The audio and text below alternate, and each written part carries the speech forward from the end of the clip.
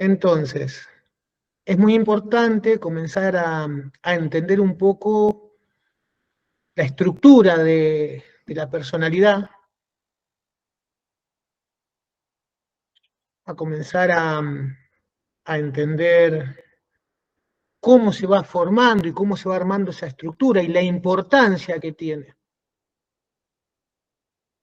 para poder después sí ir a la parte de la consulta propiamente dicha. Y después vamos a conectar todo el por qué esto es importante y el por qué otros temas que vamos a ver son también tan importantes relacionados a la psicología. Y después, obviamente, todos estos temas los seguirán viendo con Esteban, ¿no? Que lo están trabajando. Algunas cosas trabajarán, otras las verán más adelante, y también lo reforzará él desde sus clases, ¿no? Que estos temas que son tan importantes también para el manejo grupal. Entonces, comenzamos, Estela, por fin, ¿Cómo no? y yo después voy a agregar algunas cosas, como siempre, ¿no? Muy bien. Sigmund Freud. El psicoanálisis fue creado por el neurólogo austríaco Sigmund Freud, de origen judío. Freud comienza a trabajar con los síntomas de la histeria con pacientes que no recordaban, y cuando fueron sometidos al método hipnótico, aparecieron los recuerdos. Cuando los pacientes pudieron recordar, los síntomas cedían: parálisis, afonías, dolores. Así descubre Freud el inconsciente. El inconsciente se expresa y se manifiesta a través de los sueños, los actos fallidos, los olvidos, los chistes, a través de los síntomas y también de la asociación libre. ¿Cuál es la clave de la asociación libre? Dígame todo lo que le viene a la cabeza sin ponerle ninguna censura, sin emitir ningún juicio de valor. Acá, Consciente es el aquí y ahora, lo que percibo de mí. Preconsciente se trata fundamentalmente de nuestro sistema de memoria. No está consciente, pero tampoco está reprimido. Hay cosas que no son conscientes, pero si yo hago el esfuerzo las voy a traer a la conciencia, como por ejemplo los recuerdos. Inconsciente, lo que fue reprimido porque angustia, desestabiliza, amenaza. Por ejemplo, situaciones, experiencias, ideas, pensamientos, emociones y vivencias traumáticas. El yo funciona basándose en el principio de la realidad. Todo lo que es socialmente adecuado tiene una parte consciente relacionada a quiénes somos, lo que mostramos al mundo, y una parte inconsciente relacionada a los mecanismos de defensa. El super yo es el angelito de tu historia. Es una instancia que tiene una parte consciente, que es la que nos indica las reglas, las normas, lo que está bien y lo que está mal. La conciencia moral, el juicio de valor sobre uno mismo, la autoestima. Y otra parte inconsciente, que son los sentimientos de culpa, lo que no nos hace sentir mal, lo que nos hace sentir mal, tener remordimientos, etc. Trabaja para suprimir todos los impulsos inaceptables del ello y se esfuerza por hacer que los actos del yo se encuadren en las normas sociales. El ello es el diablo de tu historia. Está presente desde el nacimiento. Es la fuente de toda la energía psíquica y se rige por el principio del placer. Se esfuerza para lograr la satisfacción inmediata de todos los deseos y necesidades. Es lo inconsciente propiamente dicho, el inconsciente nato, hereditario, biológico, lo reprimido. lucha por satisfacer los impulsos básicos de agresividad, supervivencia y reproducción. También los impulsos del ello pueden ser satisfechos a través de un proceso de retraso de la gratificación. El yo permitirá lo que busca el ello, pero solo en el lugar y en el momento adecuado. La clave para una personalidad sana es el equilibrio entre el ello, el yo y el superyo. La pulsión. Primero, la pulsión de supervivencia, de autoconservación, de reproducción de la especie. Bueno, ahí vamos a frenar un cachito, ¿no? Sí. Anteriormente estuvimos hablando de pulsión. Entonces, acá habla que hay pulsiones, ¿no? Que son de supervivencia, de autoconservación y de reproducción de la especie. ¿Qué se imaginan ustedes que puede llegar a hacer esto? ¿No? Esta pulsión, esta energía que nos hace hacer algo, ¿no? Cualquiera puede abrir el micrófono y decir, por ejemplo, pulsión de supervivencia.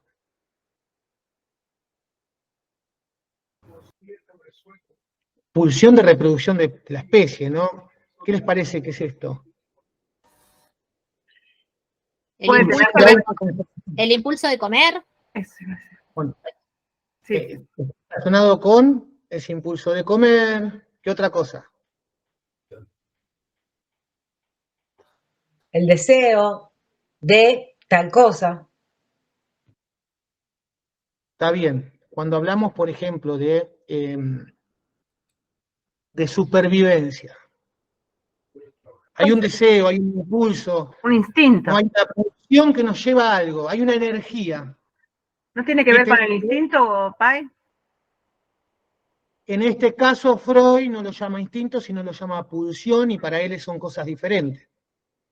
Ahí igual tenemos a Esteban, que también, si quiere decir algo, puede contribuir con lo que estamos hablando. Sí, la diferencia entre instinto y pulsión es que el instinto es animal y la pulsión es nuestra propia. ¿Sí? Entonces, siempre vamos a marcar esa diferencia, el instinto animal del instinto de la pulsión humana. Nosotros tenemos algunos instintos, sí, que también va a ser el inconsciente del receptor. Ustedes igual vieron las tópicas, ¿se acuerdan? El ello, el superyo, etc. Y después vimos las teorías de los tres cerebros. Entonces, si pudieron leer los apuntes y si pudieron ver los videitos, esto tiene que ser, pero una galletita express para ustedes. Estamos repasando, estamos haciendo un repaso, ¿no? Sí, bueno. Acá yo creo que la idea, por ahí me voy adelantando, no sé, es cómo nosotros aplicamos esto y lo llevamos a la función que cumplimos dentro de lo que es la religiosidad.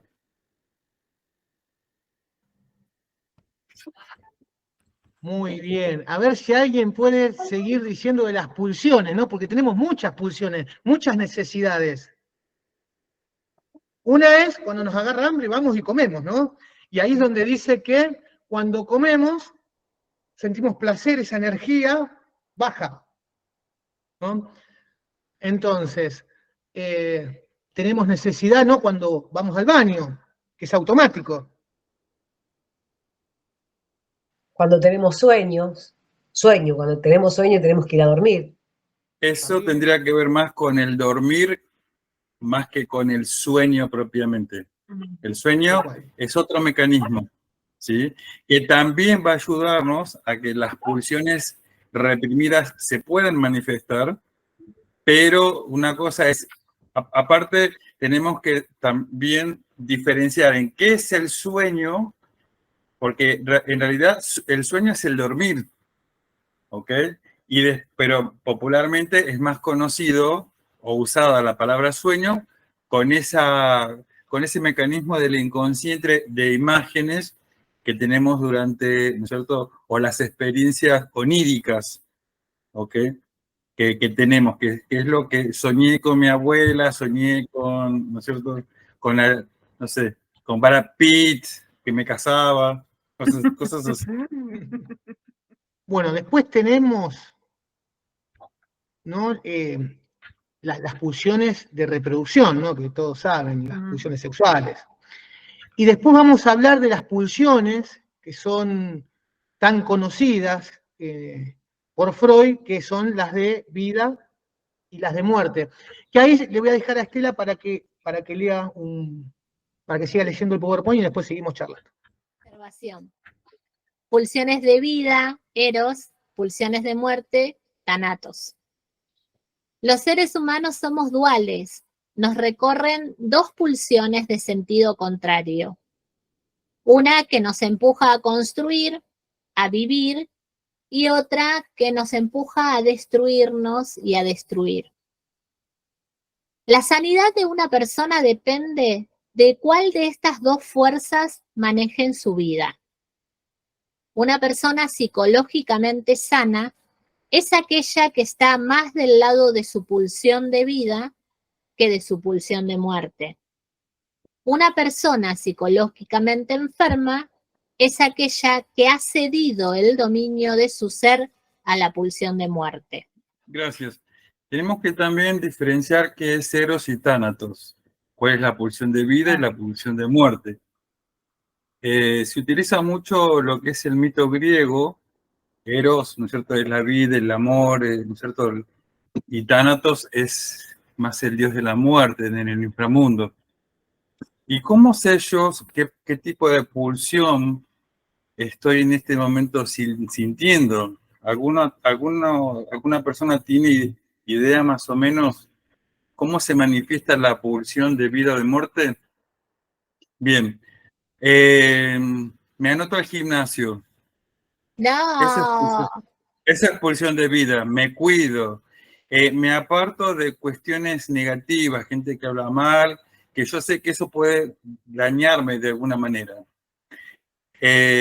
Tánatos se expresa, porque no es que yo voy a morir, yo busco, o sea, no es generalmente como muchos pensamos, decimos vida, muerte, como que llevamos a los puntos extremos. Pero de repente tenemos una pareja violenta y nos mantenemos al lado de esa pareja. Estamos, ¿no es cierto? Esa es una pulsión de muerte. Como en exceso, tengo algún tipo de vicio, algo que con el tiempo me va a generar un daño, ¿ok? Tanto psicológico como físico. Igual, según el psicoanálisis, todos tendemos, ¿sí? Es como que durante la vida, o sea, nuestra existencia acá en la Tierra, esa lucha entre eros y tánatos es continua, pero siempre va a ganar uno de ellos. ¿Quién es? El de la vida. Es lo que todos quisiéramos, pero en realidad gana tánatos, porque todos, del momento en que nacemos, sabemos que somos seres finitos. Así es, Jorge Correa, sí, sí. Que eso es lo que nos cuesta tanto aceptar a nosotros. Gracias. Represión. El yo intenta desalojar de la conciencia pensamientos perturbadores o amenazantes. Los reprime por resultarle conflictivos. Negación. El yo bloquea las experiencias perturbadoras o abrumadoras de la conciencia, haciendo que el individuo se niegue a reconocer o creer lo que está sucediendo. Por ejemplo, una persona con problemas de adicciones niega que tiene esos problemas, o una persona que perdió un ser querido niega la realidad. Proyección. Es un mecanismo que consiste en atribuir a otra persona lo que le pasa a uno mismo. Atribuimos al otro emociones y sentimientos que nosotros mismos sentimos. Ejemplo, una persona celosa proyecta en otra diciendo que esa persona es muy celosa. Desplazamiento. Se refieren a la redirección de un impulso, generalmente agresivo, hacia una persona u objeto. Ejemplo, alguien se siente molesto con su jefe y como no le puede pegar o reaccionar mal porque perdería el trabajo, se descarga gritándole a un perro o pateando un objeto. Regresión. Es el mecanismo de defensa donde el individuo retrocede a formas más antiguas e infantiles para enfrentar el estrés y evitar el conflicto. Ejemplo, un adulto abrumado que actúa como un niño, duerme con un peluche, hace berrinches como un niño, etc. Sublimación. Es similar al desplazamiento, pero el impulso se canaliza hacia algo más aceptado por la sociedad, como la actividad artística, la actividad física, la ciencia. Ejemplo, una persona que tiene una obsesión enfermiza por su pareja se dedica a escribir poesía amorosa. Ahora vamos a pasar a otro tema que está relacionado con las series complementarias relacionadas a Freud, ¿no? En donde vamos a empezar a hablar de cómo se forma una personalidad. Bueno, las series complementarias. Hablar de series complementarias es hablar de cómo se van complementando distintos factores para producir la estructura de la personalidad tal como es en un adulto. Es abrir una discusión acerca de cuánto tenemos los humanos de factores heredados y cuántos tenemos de aprendido, cuánto se debe a la naturaleza y cuánto a la cultura. La teoría psicoanalítica considera la personalidad como una estructura en constante cambio. Esta dinámica está dada por el modo en que la energía psíquica es distribuida entre las distintas fuerzas opuestas que luchan entre sí. Cada persona va variando su conducta frente a distintas circunstancias. A la teoría psicoanalítica de la personalidad se la denomina series complementarias, y son 3. El factor constitucional, el factor disposicional y el factor desencadenante. Acá está la división, ¿no? Como sería el factor constitucional, lo innato, lo que se trae. El factor disposicional, las experiencias infantiles, especialmente los primeros 5 años de vida. Y el factor desencadenante, las situaciones actuales que rompen el equilibrio. Acá vemos que dice factor constitucional y factor disposicional, ¿no? De vuelta, como hablando de lo innato, lo heredado, lo que se trae, ¿no? De herencia. Y el factor disposicional que Freud habla, que son las experiencias infantiles de los primeros 5 años de vida. Y que dice que estas 2 series, ¿no? Van a dar una disposición. Esa disposición está relacionada a cómo nosotros vamos a actuar ante un estímulo externo, que va a estar relacionado también con el tipo de resiliencia que tengamos. Y vamos a seguir hablando de esto porque me parece que es de suma importancia. Te dejo este. Hola. Ahí entramos en otro tema que va a explicar el factor actual externo desencadenante. Este factor es actual porque se da en el presente, generando una respuesta del individuo. Es extremo porque se trata de un estímulo que aporta el medio y no el individuo. Y es desencadenante porque actúa como un disparador de la conducta. Ejemplos de factores actuales son casarse, tener hijos, divorciarse, operarse, recibirse, realizar un viaje, perder a un ser querido, etc. El factor actual externo desencadenante pone en marcha los mecanismos disposicionales para generar la respuesta del individuo. Que recuerden que hablamos que la disposición es la forma de actuar de la persona y que está relacionado a todo ese proceso, esa estructura que se fue armando en la niñez. Y el factor actual externo desencadenante pueden ser diferentes cuestiones, como casarse, tener hijos, divorciarse, operarse, ¿no? Uno ante un estímulo externo va a actuar de determinada manera. La disposición ante la presencia de un estímulo presente y exterior produce una conducta que, de acuerdo a todos estos factores estudiados, podrá resultar sana o enferma.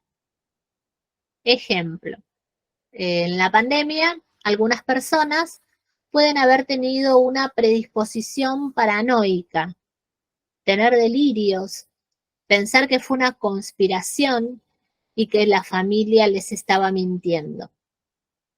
Otro ejemplo, una madre pierde a su bebé y en cuestión de minutos la ven con un tronco acunándolo, diciéndolo qué lindo mi bebé.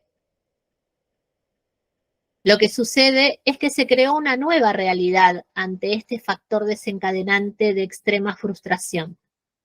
Sin embargo, esto no hubiese ocurrido si los factores hereditarios, congénitos y las experiencias infantiles no hubieran desarrollado una tendencia a la psicosis.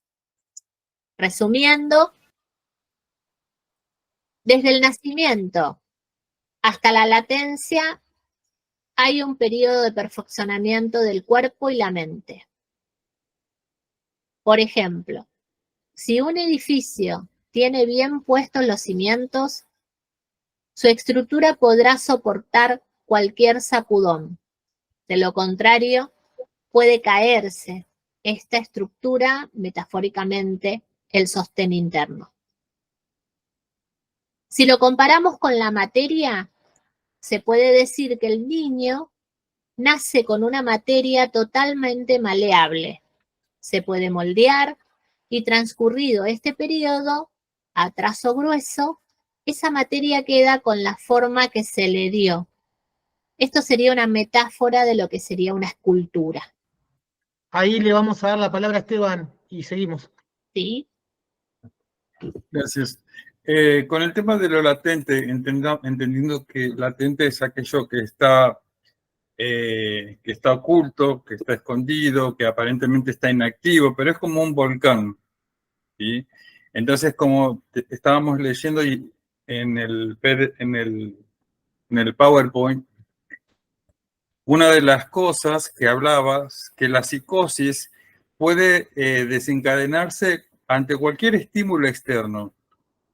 Entonces, muchas veces tenemos el caso de que se presenta una cuestión obsesiva o acciones obsesivas en cuanto a lo religioso.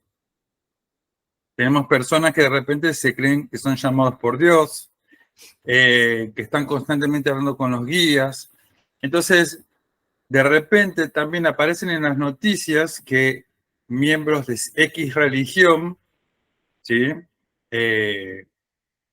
Sufren de delirios y acusan o tienden a acusar a las religiones, cuando en realidad, como podemos ver claramente, esta es una cuestión que está latente, ya esta persona tiene una tendencia. Por lo tanto, o sea, de repente se le disparó la psicosis leyendo la Biblia, haciendo una ofrenda a un orishá, o leyendo El Patroncito o un libro de Disneyland. No sé si me explico. La persona ya tiene en su psiquis esa tendencia latente. ¿Ok? Entonces, eso también tenemos que tener cuidado nosotros cuando adjetivizamos o decimos, bueno, tal persona se volvió loca porque estaba en tal religión o porque vinieron las entidades y no supo. Hay una escuela de de yoga, ¿sí? De Tantra Yoga, que trabaja mucho con la energía Kundalini. Y dicen que si uno no tiene cuidado, la Kundalini lo puede volver loco, ¿sí? Bueno, entonces también hay que tener esos cuidados. Simplemente reforzar la idea del profesionalismo dentro de lo que es el sacerdocio. Tanto una sacerdotisa, un sacerdote, como una persona que solamente recibe consultantes. Tener toda esta información. Por eso se suma, ¿no es cierto?, a la formación de un futuro o futura sacerdotisa, sacerdote, para que, o sea, este conocimiento, para que nosotros no tengamos esa tendencia facilista o simplista de enseguida decir, bueno, tiene un obsesor, o tiene un kiumba, o tiene un daño, entonces, sí, se le va a hacer el trabajo espiritual, pero la persona va a mantener la psicosis o la obsesión porque está derivada de una experiencia mucho más, o sea, temprana dentro de su infancia, hasta, como vemos recién, entre el año, digamos, el momento cero, que es cuando nace. Recuerden que nosotros vimos proceso de vida, y en proceso de vida la primera experiencia traumática es el nacimiento para un bebé, para una criatura, ¿sí?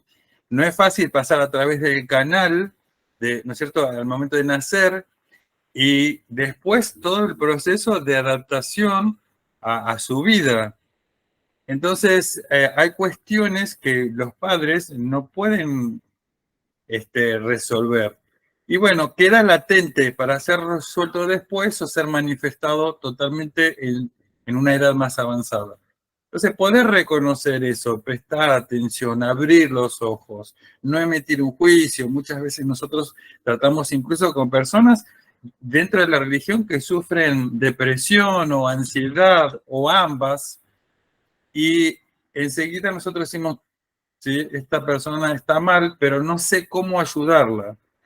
Entonces, es importante por eso el encuentro de los martes que tenemos, ¿sí? Gracias. Gracias, Esteban, a vos.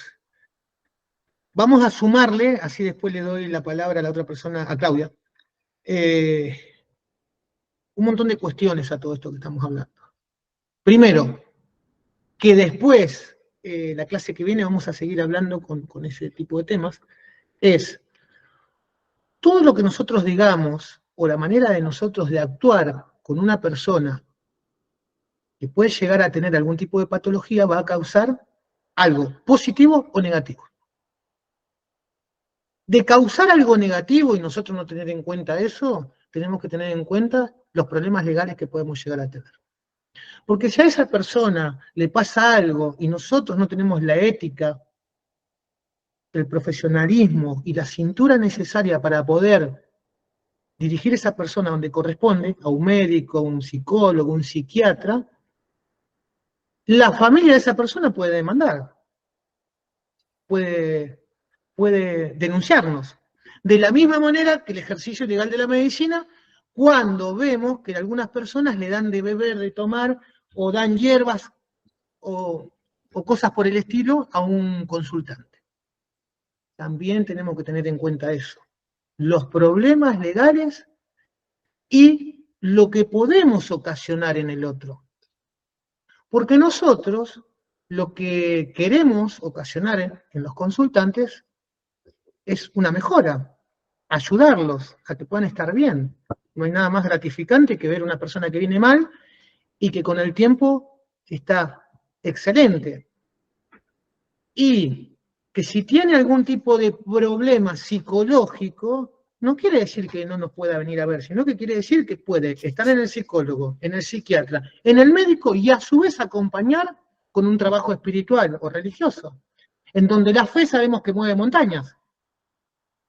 Pero si nosotros a una persona de esas características le decimos, tenés un trabajo negativo, te vas a morir, te va a pasar esto, aquello, el otro, y es muy probable que esto que dice Esteban, que eso que tiene dentro, que por ahí estaba esperando salir, salga y se manifieste en una psicosis o en cualquier otra cuestión. Entonces, por eso son importantes todas estas cuestiones, este estudio, el aprender, el saber, porque vamos a poder ayudar con otro tipo de En el herramientas. grupo. Ahí la dejo a Claudia. Bueno, yo tuve un caso una vez con una chica que fue a la lectora de registros akáshicos, ¿sí? Bueno, la persona esta, la facilitadora, le hizo una lectura diciéndole que todos sus problemas partían de que ella había sido abusada por su padre. Cuando la chica esta sale de la consulta, va directamente a la comisaría y acusa al padre, le hace una denuncia al padre por abuso.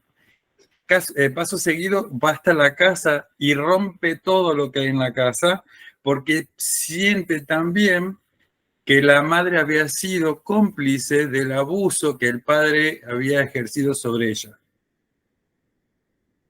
Después se descubre que el padre nunca la había tocado, que no le había hecho nada, que ella nunca había sido violada. Y entonces, bueno, por eso hay que tener tanto cuidado con estas cosas. Cómo se le habla a las personas, desde qué, ¿no es cierto? Porque una persona que va a verte a vos como un terapeuta o una terapeuta, ya hay digamos, hay un vínculo asimétrico donde el terapeuta tiene mucho poder. Entonces, cualquier cosa que esta persona le diga, ¿sí?, al sujeto o a la persona que está recibiendo terapia, va a ser como con mucha autoridad. Entonces, bueno, así no solamente estoy hablando de casos de terapias alternativas, sino que también de médicos, de psiquiatras, de psicólogos, abogados, ¿ok?, que han hecho desastre en la psiquis o salud mental de la persona. Bueno,